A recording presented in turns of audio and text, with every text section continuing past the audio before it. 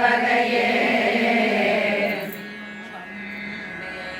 பிறவியும் வந்தே மறைமகள் என்பது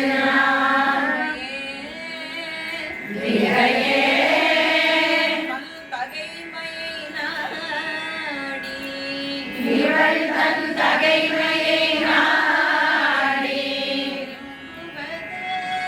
விரும்புவதே விரும்பித் தொழும் அடியார் விழிநீர் மல்கி மெய்ப்புலகம் அரும்பி ததும்பிய அறிவிழந்து சுரும்பி கடித்து மொழி தடுமாறி சொன்ன எல்லாம்